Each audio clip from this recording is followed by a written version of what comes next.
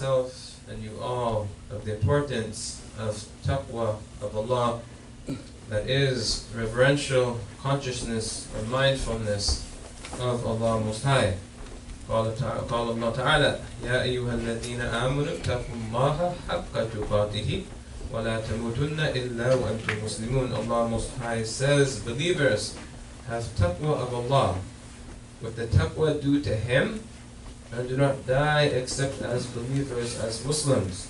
وقال تعالى يا أيها الذين آمنوا اتقوا الله وقولوا قولا سديدا يصلح لكم أعمالكم ويغفر لكم ذنوبكم وما يطع الله ورسوله فقد فاز فوزا عظيما. Believers, have taqwa of Allah and speak words which hit the mark. He will amend for you your deeds and forgive you your wrong actions. All who obey Allah and His Messenger have attained a great attainment. Alhamdulillah, we find ourselves in the first Jumu'ah of this blessed month, this blessed opportunity, this blessing month of Ramadan.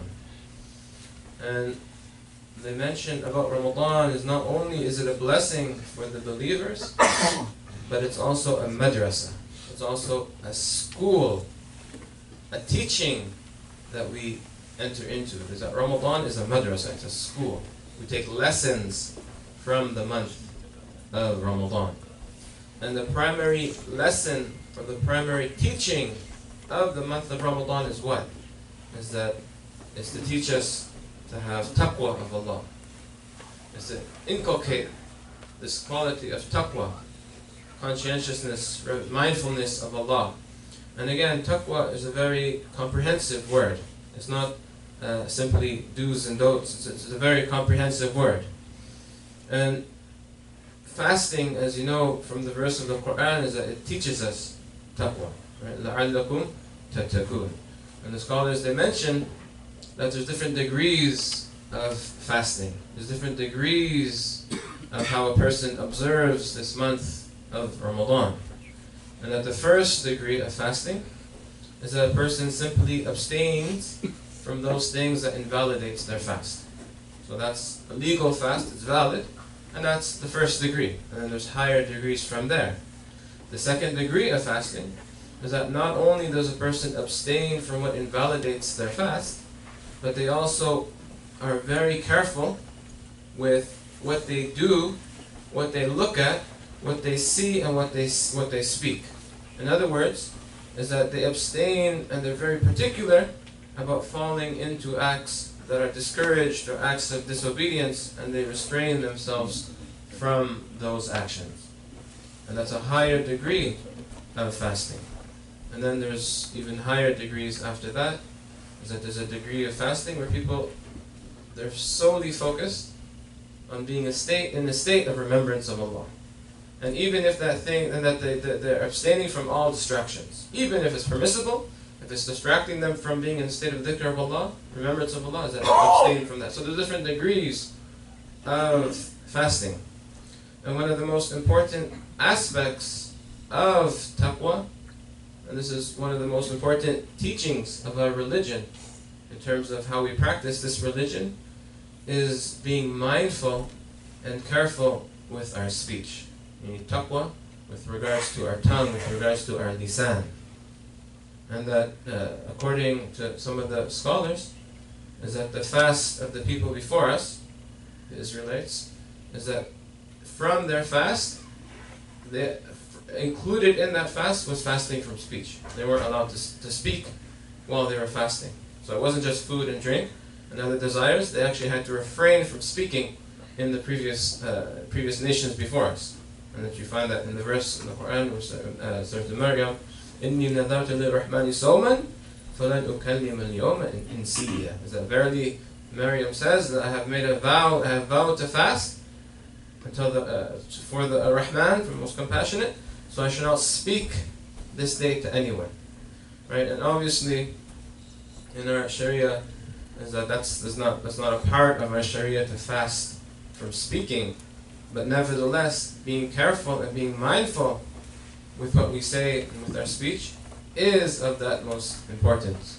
is of the utmost importance, and that the tongue is a very dangerous tool, and that the tongue is a very dangerous limb.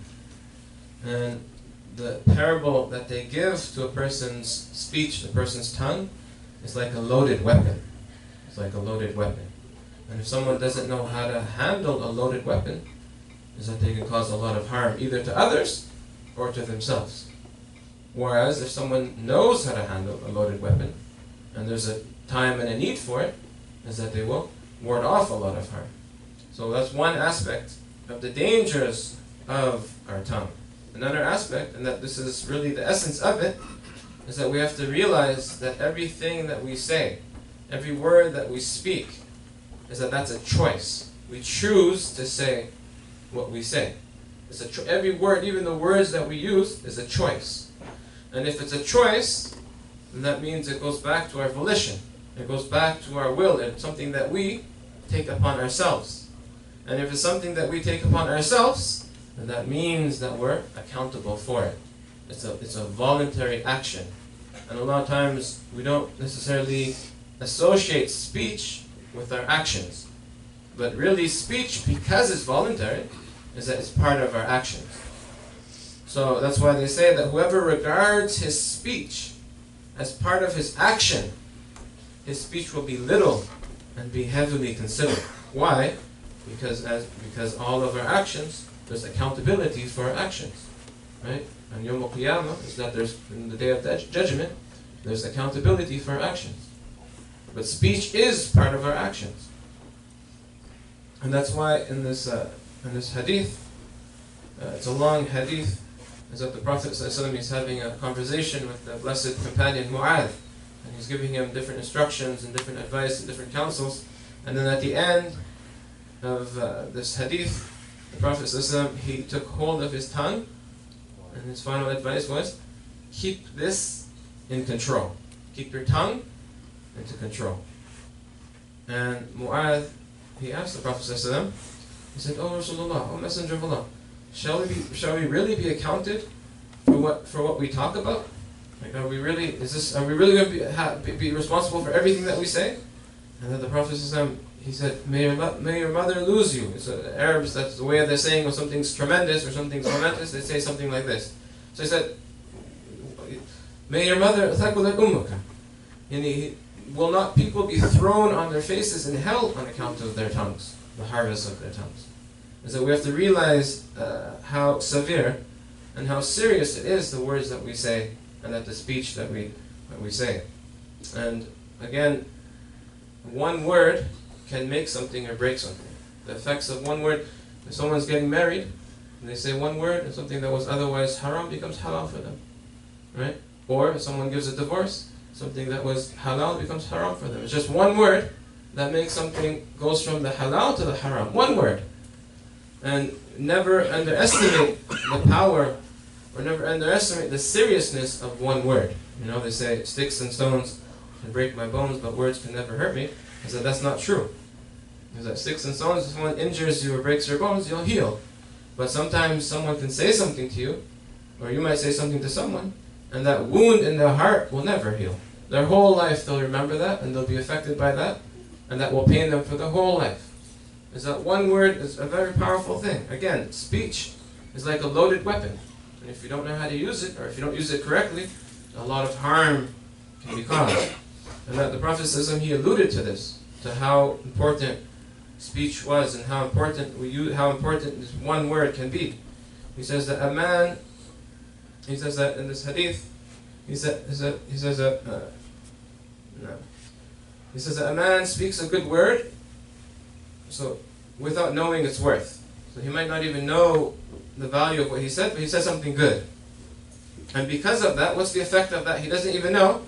Is that Allah records for him His good pleasure, His ridwan, until the day that he will meet Him. And then a man utters an evil word without even realizing what he said, without even realizing its importance, and Allah records for him His displeasure to the day that he meets Him. So again, taqwa with regards to what we say, with regards to our tongue, with regards to what we say and how we say it. And Umar radiallahu anhu, he says that whoever speaks a lot makes a great many mistakes. And whoever makes a great many mistakes commits a large number of wrong actions. Whoever commits a large number of wrong actions, then the fire is a more fitting abode for him. And that specifically, in preserving our tongues, is that one of the worst things that we can say is that we backbite others. And backbiting others is to say anything that if they were to hear it, they would be displeased. So it doesn't even have to be something negative, per se. Is that if you said that, and they heard what you said, and that would hurt them, or that they would be displeased with that, that's backbiting. That's backbiting. One of the great scholars who passed away not too long ago, he was known for never ever backbiting in his life, and never permitting anybody to backbite in his presence. And one time somebody came to him and he was reading a text with him, and the text was talking about zakat, and it was talking about camels, and it was talking about mules and horses, and he mentioned there's a specific type of mule, and so it was it's considered to be a low mule, like a mule that's not high, a low mule, and then he said that oh, is it like the mule of so and so? And then the sheikh said, that's backbiting. He said, if you're going to sit in my presence, don't backbite in my presence. And it becomes very subtle, and that this is actually learning what's halal and haram with regards to speech is actually a science in of itself. It's actually a science that needs to be studied in of itself. And there's books that are devoted solely to learning really the fiqh of speech. One of the Imams, Imam al-Mawlud, he actually wrote in poem, he entitled it the Maharim al-Lisan, the prohibitions of the tongue. And in it he says these beautiful lines. He says, "Dunaka fannan min maharim al-lisan." Is that here is a science of the prohibitions of the tongue. Lam yadrihi illa fulanan wa fulan. And that only so and so and so and so knows this science. Very few people are acquainted with this science. However, وَهُوَ أَوْقَعَ بِذِي الْبِقَاعِ, but it's more pertinent in these lands مِنَ الرِّهَانِ وَخُرُوجِ السَّاعِ, than knowing the rulings of different miscellaneous fiqh rulings. Is that for everyone to know what's prohibited and what's permitted and what's good to say, is that is a personal obligation, and that this is something that we should seek to learn and to have fiqh in. So if that's the case, what is the solution? Or how do we proceed forth with regards to acquiring taqwa, or God consciousness, with regards to what we say and with regards to the tongue? Is that the principle is, and the Prophet ﷺ, he made this very clear, is that he said, whoever has iman in Allah and the last day, we all know this hadith, let him speak well or remain silent. And ultimately, if we want to inculcate taqwa of our speech, of our lisan, of our tongue, then it returns back to this principle. Is that if you know what you're going to say is good, then say it. And if you're not sure, then remain silent. If you know it's good, say it. If you're not sure, is that remain silent. And this quality, or this characteristic of having taqwa of the tongue, is that this is actually, it's not just something that is good or recommended, it's actually from iman. It's actually a characteristic, or it's actually a trait that springs from faith, and it's connected to our iman. And that, what did the Prophet ﷺ say when they asked, who's a Muslim? What's the definition of a Muslim? Is that the Prophet ﷺ said, "Al-Muslim man salim an-nas min lisanihi." Is that a true Muslim is the one who people are spared from any harms from his speech, from his tongue. وَالْمُؤْمِنْ مَنْ أَمِنَ النَّاسِ عَلَى دِمَائِهِمْ وَأَمْوَالِهِمْ. And that in another hadith, the Prophet ﷺ, he said that a person's iman, their faith, will not be straight, upright, until his heart becomes straight and upright. And then he said that, however, a person's heart will not be straight until his tongue is straight. So again, if we want to perfect the meanings of iman, we have to start with these meanings of taqwa of the tongue. and that there's nothing wrong with silence. There's nothing wrong with silence. Is that we live in an age where there's a lot of noise, everyone's talking, everyone has something to say, everyone has an opinion, and we've forgotten about silence. But there's nothing wrong with silence. Rather, as the Prophet ﷺ, he said in this hadith, is that whoever would like to be safe in this world and the next should keep silent. And then another hadith, the easiest type of worship and the easiest form on the body is silence and upholding good character. And sometimes we hear, what does it mean, silence? What does silence mean? Is that silence, it doesn't mean that you're just mute and you don't have anything to say and that you cannot communicate. Rather, what silence means is that you're mindful and you're conscious of what you say. You're mindful and you're conscious of the effects of your speech. And most importantly, is that you're mindful and conscious of Allah, and that you know, as we mentioned, that what you say is part of your actions. In other words, Allah is watching and He hears everything that you say. That is what's the meaning of silence. So we speak when there's benefit to speak, but if there's no benefit to speak, then remain silent. And that silence has a lot of positive effects. Is that they say that silence, being able to be silent, is that pollinates the intellect. Right? If we're all just talking, there's no time to think. There's no time to reflect. But when you're silent, that's what pollinates your intellect. And it's interesting, even if you look at English, it's not related, but the word silent, in the same letters that spell silent, is the same letters that spell listen. Right? So in other words, you'll never be able to truly listen, not just hear, but listen, unless you're able to be silent. And that through silence, right, we're able to put light in our hearts. Is that Allah says in the Quran, and He remains silent. فَاسْتَمِعُوا لَهُ وَأَنْصِتُوا. Is that listen carefully to it. It's not just listen carefully and remain silent.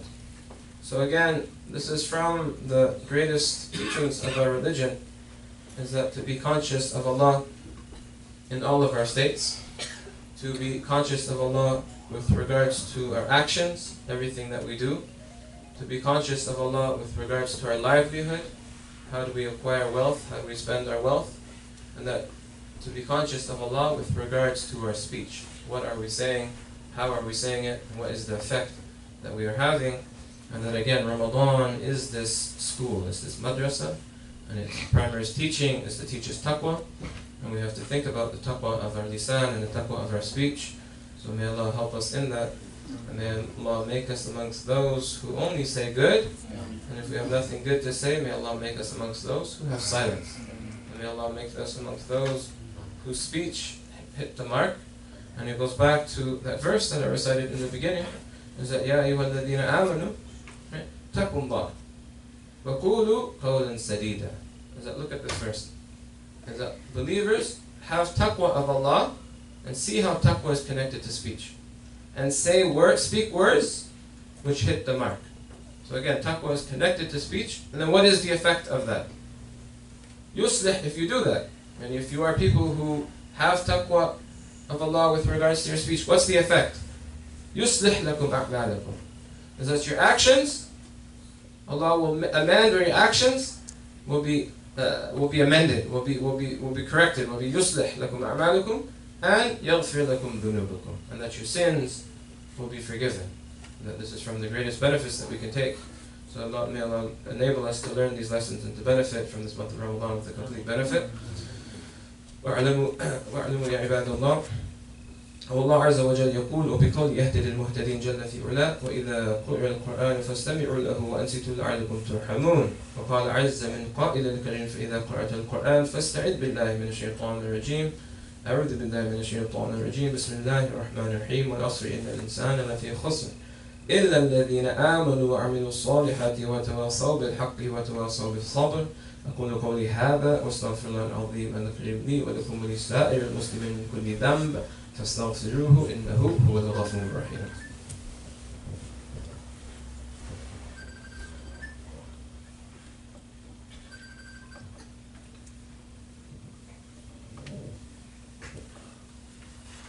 الحمد لله رب العالمين والعاقبة للمتقين ولا عدوان إلا على الظالمين وأشهد أن لا إله إلا الله وحده لا شريك له وأشهد أن محمدا عبده ورسوله صلى الله عليه وعلى آله وصحبه وسلم تسليما.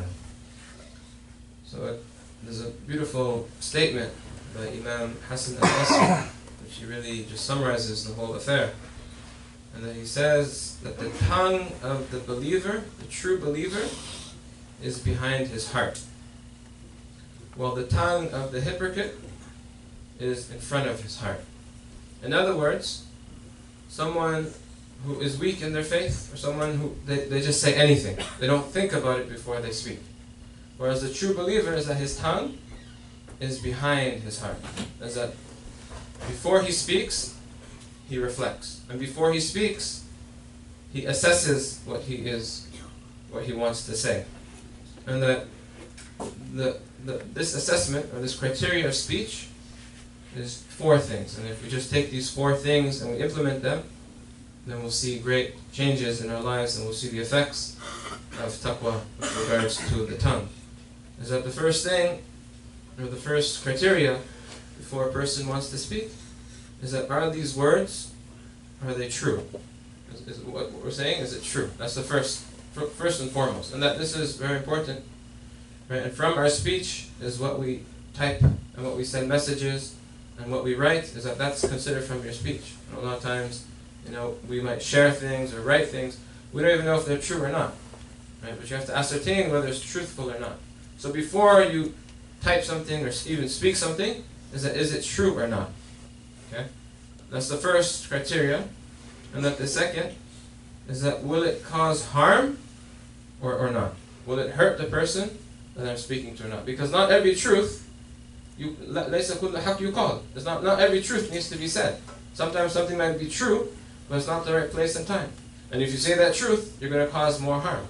So you have to look at the circumstances. So first of all, is it true? Second of all, will it harm the recipient, the person that I'm speaking to? And that not only is it benign, but do these words actually have a benefit? Right? So if they pass these 3 criteria, then speak. Is it truthful? Okay, yes. What I'm going to say is true. Does it harm the person? No, it doesn't harm the person. Okay, does it benefit the person? Yes, it benefits the person. Bismillah, speak. And then the 4th criteria is that are these words accurate? Are you speaking accurately? And that a wise man once said, and that he said, when I speak, it owns me. So therefore, I pick my words that I speak with very carefully. So may Allah give us tawfiq in realizing these meanings. And may Allah bless us in this Ramadan, make it from the best of Ramadan for us. And may Allah enable us to learn from this Ramadan, and that the barakah, the blessings of this Ramadan be with us for the whole year and for our whole lives. وَاعْلَمُوا يَا عِبَادَ اللَّهِ أَنَّ اللَّهَ أَمَرَنَا بِأَمْرٍ بَدَأَ فِيهِ بِنَفْسِهِ وثنى بملائكة المسبحة بقدسه وأي بالمؤمنين من عباده تعميما فقال مخبرا وآمرا لهم تكريما إن الله وملائكته يصلون على النبي يا أيها الذين آمنوا صلوا عليه وسلموا تسليما اللهم صل وسلم على سيدنا محمد عبدك ورسولك النبي الأمي وعلى آل سيدنا محمد كما صليت على إبراهيم وعلى آل إبراهيم في العالمين إنك حميد مجيد اللهم اعز الإسلام وانصر المسلمين اللهم اعز الإسلام وانصر المسلمين اللهم اعز الإسلام وانصر المسلمين اللهم كن لإخواننا المسلمين في مشارق الأرض ومغاربها اللهم اغفر لنا وللمسلمين والمسلمات المؤمنين والمؤمنات الأحياء منهم والأموات مغفرة ظاهرة وباطنة سرا وعلانية لا تغادر لنا ذنبا ولا نكتسب بعدها خطيئة ولا إثما إن الله يأمر بالعدل والإحسان وإيتاء ذي القربى وينهى عن الفحشاء والمنكر والبغي يعظكم لعلكم تذكرون اذكروا الله العظيم يذكركم واشكروه على نعمه يزدكم ولذكر الله أكبر.